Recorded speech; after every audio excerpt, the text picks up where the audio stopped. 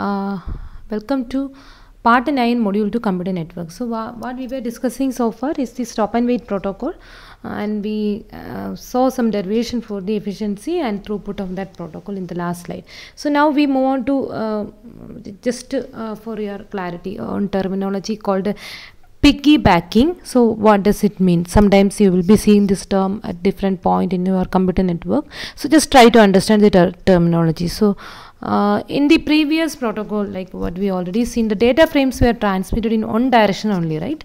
Either that simplex communication or half duplex, where even though it is in, so the half duplex is actually in the next addition. So what we seen already is a simplex stop and wait protocol for error free communication channel and noisy channel only. So that is why it is explained like that. So in most practical situation, there is a need to transmit data in both direction, of course. So one way of achieving this achieving full duplex data transmission is to run two instances of one of the previous protocol, each using a separate link for simplex data traffic. So at any time the protocol will work in one direction only. Means now you can make use of two instances of the protocol, so that the communication is now in both direction. I mean, sender can send, I mean, it's not like a client server. Simply assume both sender and receiver to be two peers, both want to communicate each other. So when A is communicating with B, B is giving A acknowledgement back, and also this B can make a communication with A, and from A it is getting the acknowledgement. So two instances of the stop and wait protocol we already seen we are supposed to run if you want that full duplex communication. I mean, two instance, one itself the communication acknowledgement, and another instance again the opposite direction communication and its acknowledgement, like that. So each link is then comprised of a forward channel and a reverse channel. In both the cases, the capacity of the reverse channel is almost entirely wasted, provided, I mean, reverse here in the sense the channel given for the acknowledgement part. Okay, so so it's a kind of 4-level communication, like that you can imagine. So what they are trying to say is, let me explain you. So the machine A wants to communicate with the machine B. So one instance of the stop and wait protocol is having a forward channel and a reverse channel, right? And this forward channel for sending the data and the reverse channel for sending the acknowledgements. This is one instance for the communication in the forward direction, right? Now if you want communication in the reverse direction, again, so this is like this, acknowledgement coming back, the from B to A, another data communication and its acknowledgement. So like that 4-level communication they are telling about. So now in this case, you know, this is a forward and this is a backward. Similarly, this is a forward channel for the opposite direction communication, and it's backward reverse. And the reverse channel is fully unutilized in the sense it is simply given for the data. Now the question is, this acknowledgement is coming from B to A and data is also coming from B to A, maybe using a different channel. Why don't you combine this one and this one? So that is what we call as this so-called piggybacking, yeah.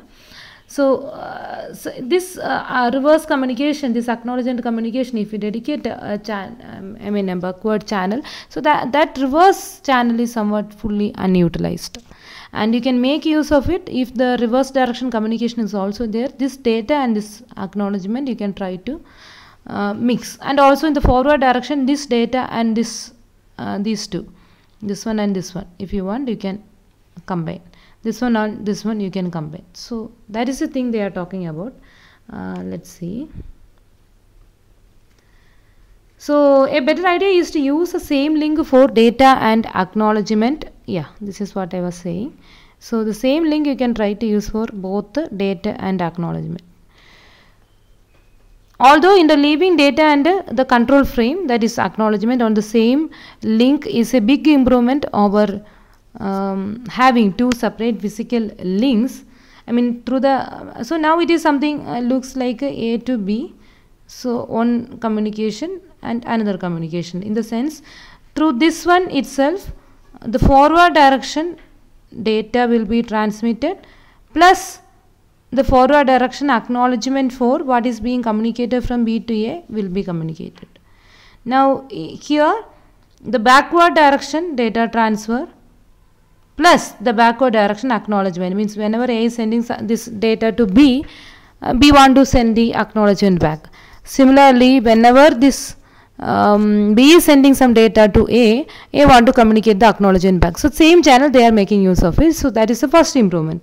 Now when a data frame arrives, instead of immediately sending a separate control frame, the receiver restrains itself and waits until the network layer passes it to the next data. So what they are trying to say, so this is a good improvement, right? Instead of that 4 instances, I mean 2 pair of instances, now we just have the same forward link for data and acknowledgement and reverse link for data and acknowledgement, and we are achieving the full duplex communication like this, right?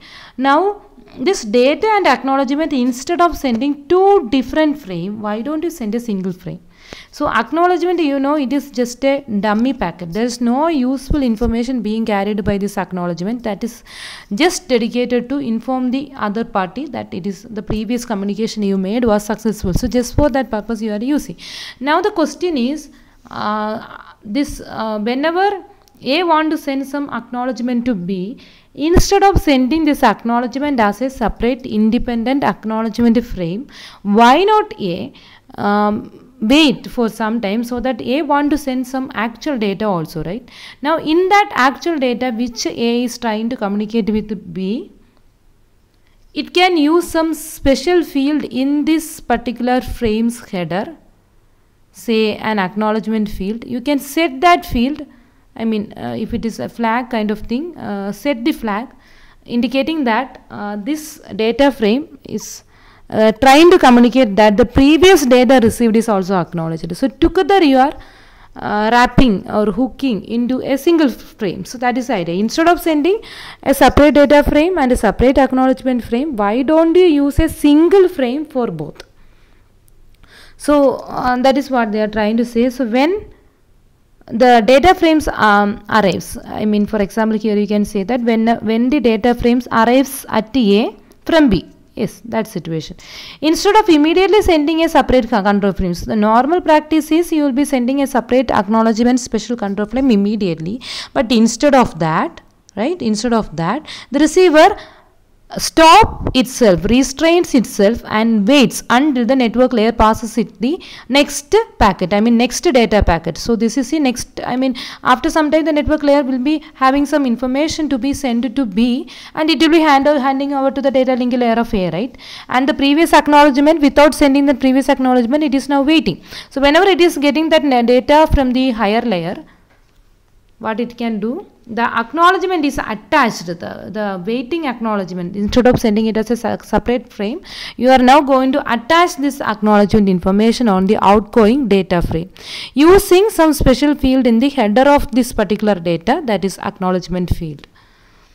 And you can use 2 field, one for indicating that this frame is having acknowledgement also. I mean this frame is communicating both the data and it is acting as an acknowledgement frame also for the previous communication. And exactly for what frame I want to acknowledge, right? So for that we are using that acknowledgement number concept, and you know the significance of acknowledgement number right now. And so you can give some space in the header of the this particular packet for storing acknowledgement number also. So in the header you will use, so if it is this header means the header of the actual data. Now you have 2 field. One is a kind of acknowledgement flag, and that flag will be set when this particular packet is carrying acknowledgement information also. In addition to this acknowledgement flag, it will be having some acknowledgement sequence number, I mean the sequence number given for the acknowledgement frame or the acknowledgement number field. And this acknowledgement number field is now will be containing the acknowledgement number of that particular I mean for the previous communication. So like that the acknowledgement is actually getting a free ride. We don't want to use a special control frame for it. It can simply ride freely along with the next outgoing data frame. Hope it is clear. So this technique of temporarily delaying the outgoing acknowledgement. So whenever you want to send the acknowledgement, please delay for a while so that they can be hooked into the next outgoing data frame is called piggybacking. So that way, you not only you are using a single channel, instead the acknowledgement data frame you are now merging into a single frame. So that concept is called a piggybacking. However, the piggybacking introduces a complication that is not present with the separate acknowledgement concept. And what is that complication we are getting?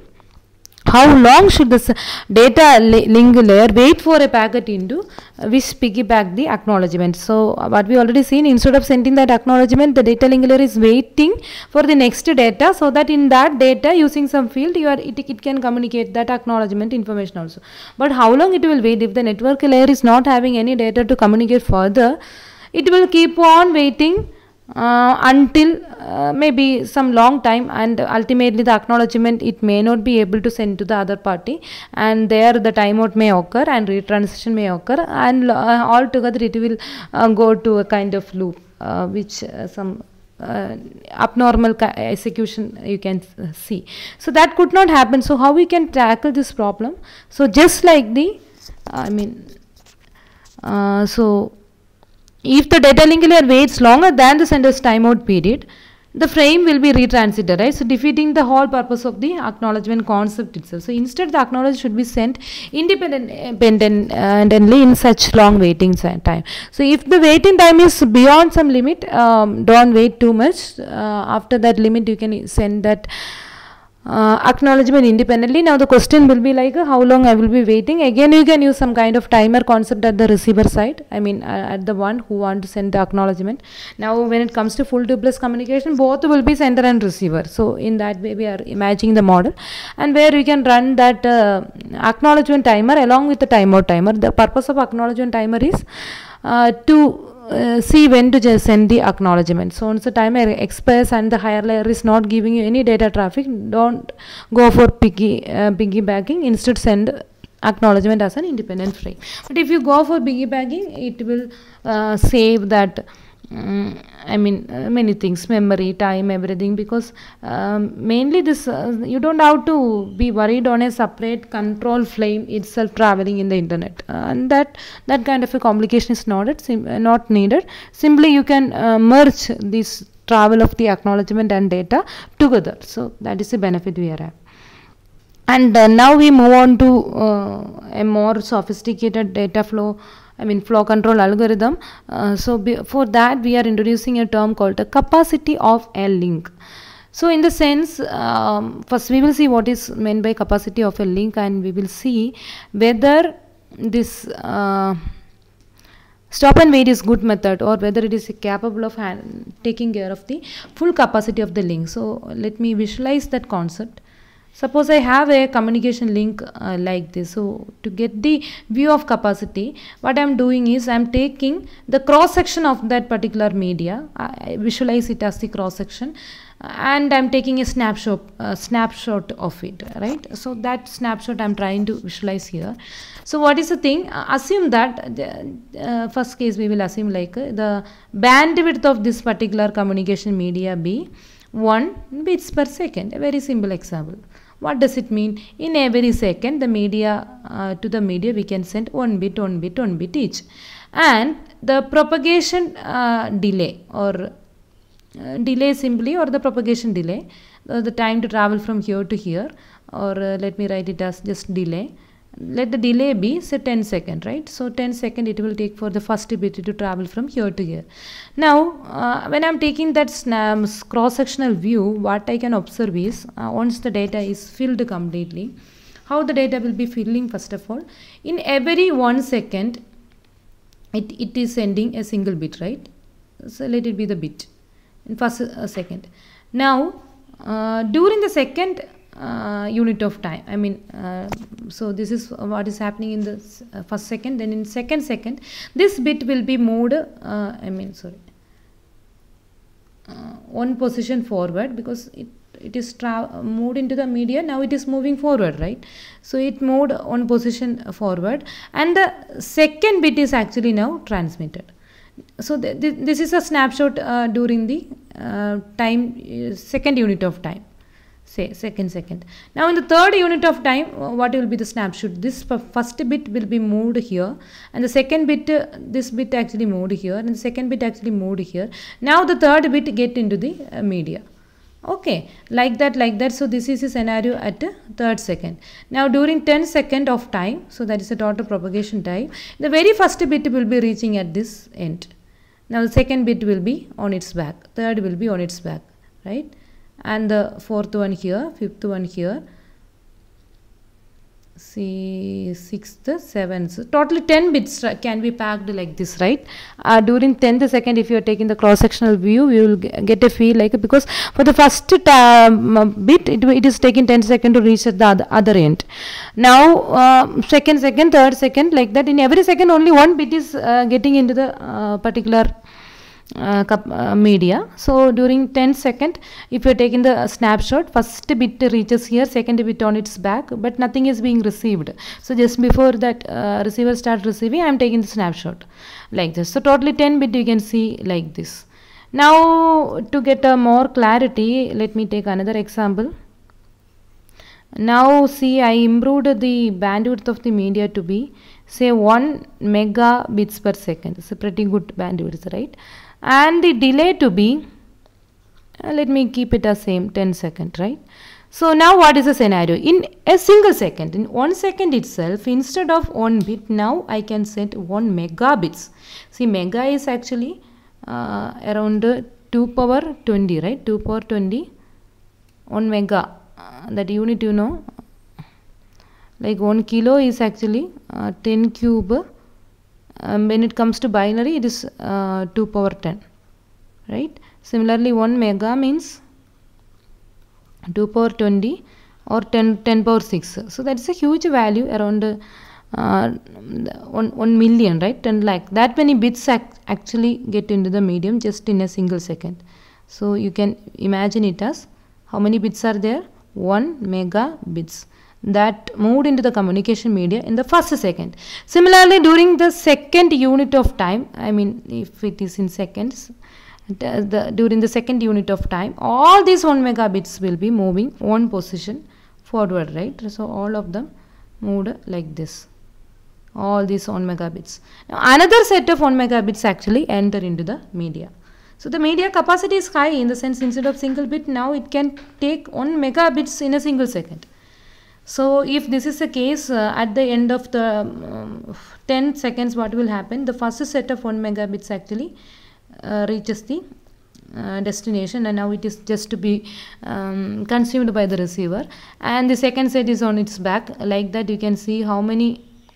So if you take the cross-sectional view, how many bits are actually packed into the transmission media or that link. So that is what I want to highlight, how many are packed actually. So 10 second, in every second 1 megabits are getting into the media, and at the end of 10 second, so for one set of bits to reach at the other end, it is taking 10 seconds. So all others will be on back of it.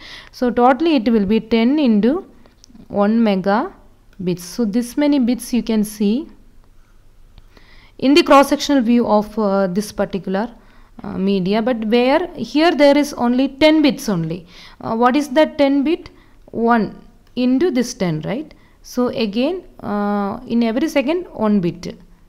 Sorry, during 10 second, 1 bit per second. So instead of 1 bit, here it is 1 megabit. That's all. So this many bits you can, 10 into 1, that is 10 bits you can see in this cross-sectional view. Here you can see 10 megabits in this cross-sectional view. So what is this 10 actually? The delay. What is this 1 actually? The bandwidth, right? Or here also this 1 mega is the bandwidth, and this 10 is the delay.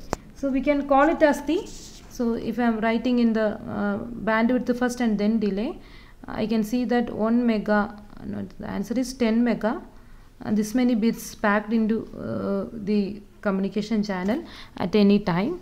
If I am taking the cross-sectional value, or this is what is the bandwidth into delay product. Yeah, this is something we already seen. I told you, like I will be explaining in our subsequent lecture. So this is the visualization of bandwidth delay product, and it is a clear indication of what called a capacity of that particular communication media. So here you can see that the what is capacity of this particular communication media, it is 10 megabits. Here it is only 10 bits. So at any time the particular media can handle maximum 10 bits. So once this 10 bits is over, it can't take one extra bit. So that is its limit. So to take one extra bit, at least this bit is to be consumed by the receiver. So once it is consumed by the receiver, it can take the next one bit, like that. So maximum capacity here is just a 10 bit, right? 10 bits. So where here in the second case, the maximum capacity I am getting is 10 megabits. So at any time the particular media can handle 10 megabits maximum. So the bandwidth delay product is a clear indication of the capacity of the link. Okay. Now if capacity is more and more, means its bandwidth delay product is high, in the sense the length is high. Delay is something determined by length of the media, right? And the bandwidth, that is number of units the media can handle at any second, at any unit of time, is also high. So definitely its capacity is going to be high. And for a high capacity channel, communication channel, this stop and wait is just a wastage, in the sense if you use stop and wait protocol for a very high capacity communication media, then you are not getting any efficiency. I mean the full capacity of the media you are actually wasting.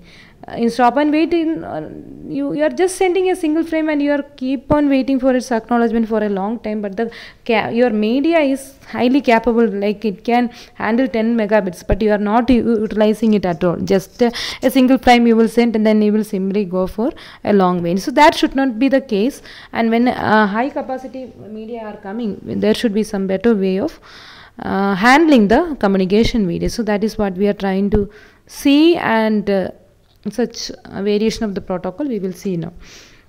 If a channel is full duplex, then the bits that can be transferred in both directions without any collision.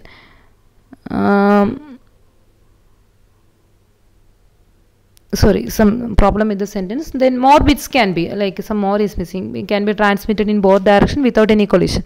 Now number of bits the channel or the link can hold at the maximum is what is its maximum is its capacity. And like what we see, what I tried to visualize you in the previous slide, the capacity is something like the bandwidth of that particular communication media into delay, in the sense propagation delay. So that is going to define capacity.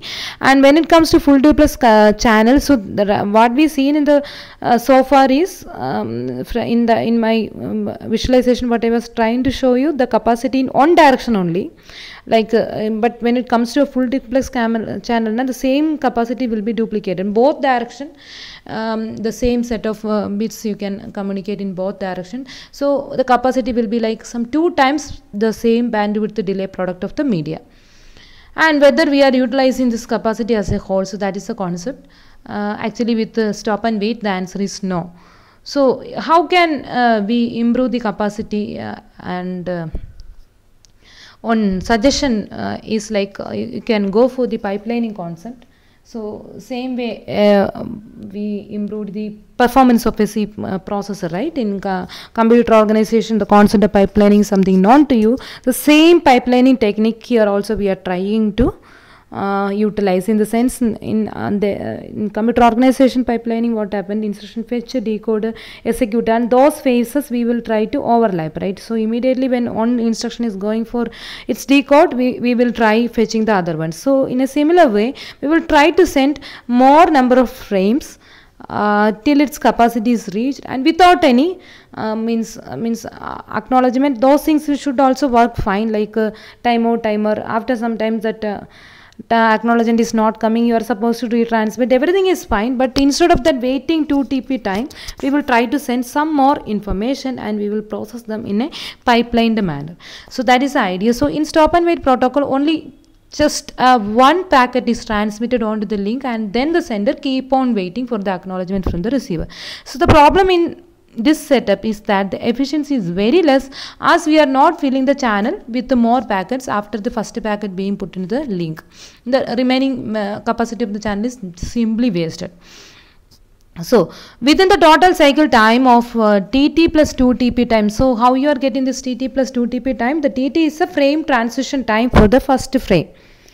So these things we already derived in the previous slide. If you have any doubt, go there, and means you go in order, otherwise it will be confusing you.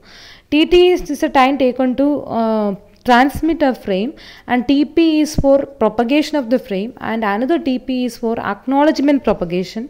So altogether it completes a cycle. So till this TT plus 2 TP time, that entire duration in stop and wait, you are just sending a single frame.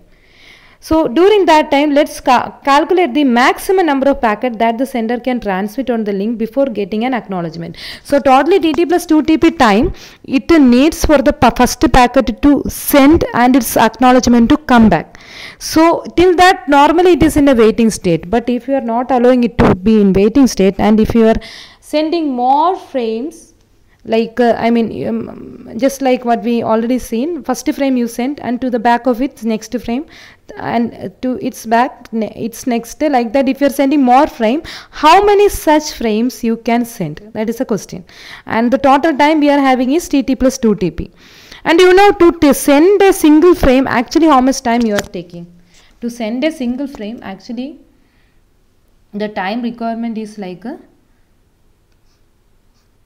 this TT time you are spending for the transmission purpose, and the remaining, this on TP and this on TP, this remaining 2 TP time you are simply spending for, so here it is TT you are for transmission, and TP just for waiting, right? So TT plus 2 times 2 TP. Out of this, for sending on frame, actually I spend only TT time, right?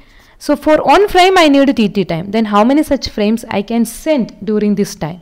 You can obtain that by dividing this by TT. Is it clear? So TT plus 2 TP is the total time for getting acknowledgement for the very first packet. So this is the frame number 0. For frame number 0, how long it has to wait for the acknowledgement to come back? The transition time of frame number 0 plus 2 times TP. Now instead of simply waiting, if I want to send some more packet during this gap, but I should not send more than this gap, because by this time this acknowledgement is supposed to come. If it is not coming, I have to retransmit this F0 and the things will be complicated. But this waiting time I am trying to utilize more by sending more frame. And if I do like that, during this time how many frames I can send? That is a question. The time actually taken for sending a single frame is TT only.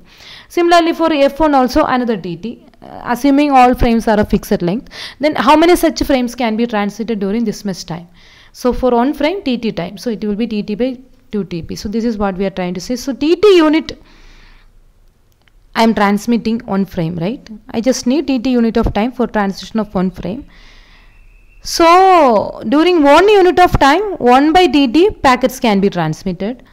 Now the total time I am having with me is TT plus 2 TP. During that much time, TT plus 2 TP divided by TT, that many frames can be. So this is a number, right? When you are, so numerator and denominator are in second, but when you divide, it will cancel each other and you will get it a unitless quantity, that is a number. So if this one you are, when you are dividing, you are getting the answer to be 4. That means 4 frames can be transmitted.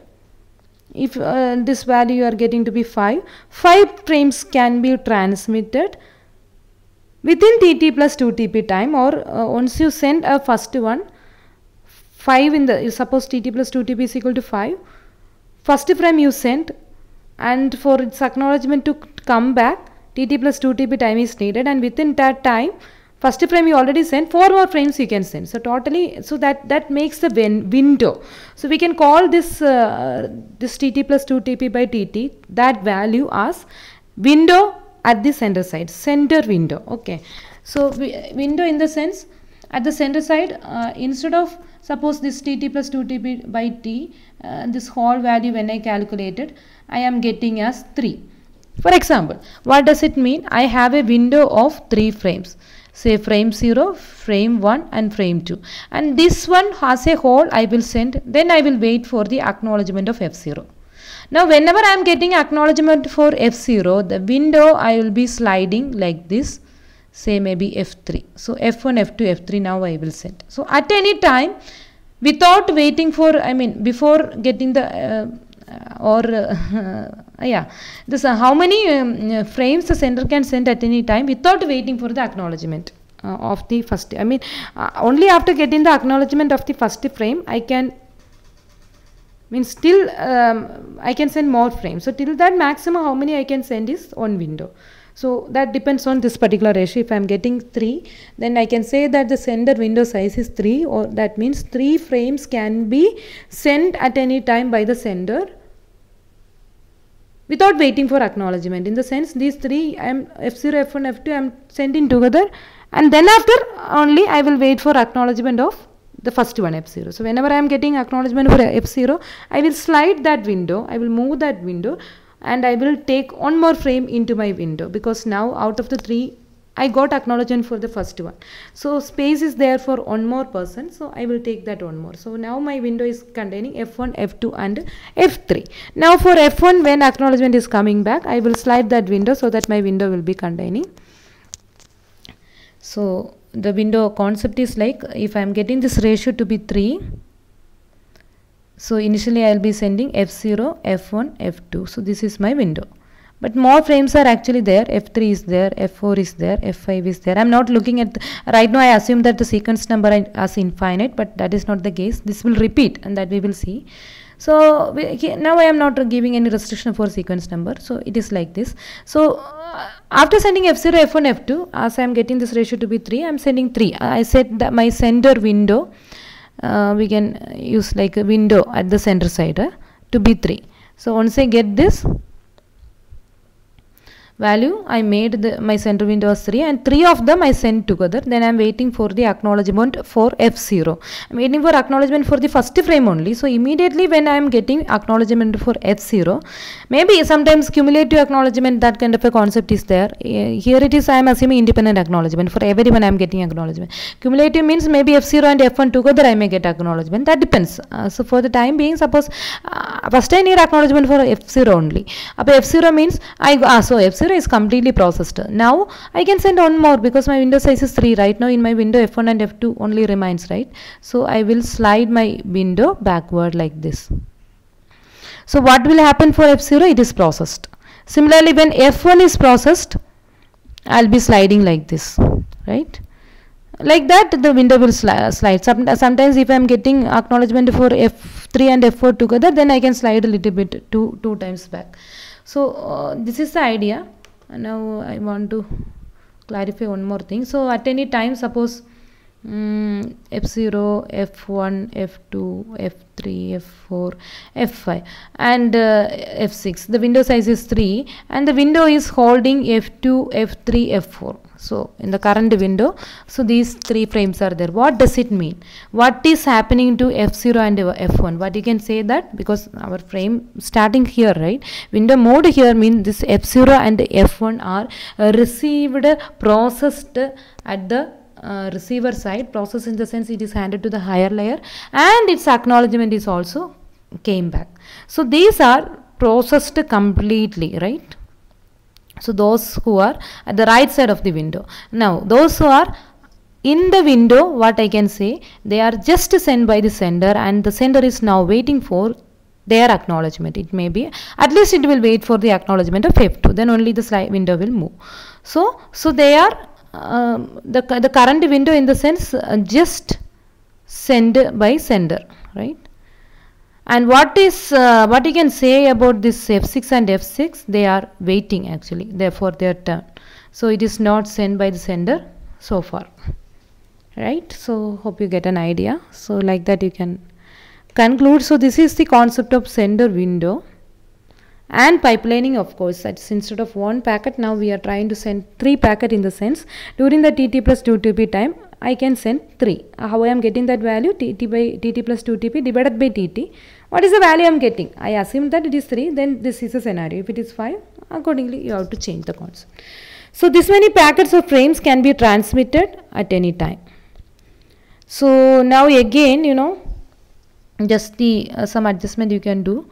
This is tt plus 2tp whole divided by tt, right? You can divide the numerator and denominator by tt. So value will not change, right? So this will be divided by tt, and this will also be divided by tt, and this will be divided by tt, something like we done in our previous slide. So tt plus tt, this will be 1 plus 2. This ratio, propagation time by frame transition time, if I am denoting by a constant, say a, let me write it as a, tt plus tt by dt is again 1. So I can simply, so this is one notation that is used in some of the textbook, even in some gate questions and all. So you can just be okay with this. So just a simplified notation, that's all. So where a is nothing but tp plus tt. And I think I thought of giving examples also, but time management also we have to keep. So we will stop here, and so this you have to keep in mind, and then come to the next PPT for an example for the concept. Thank you.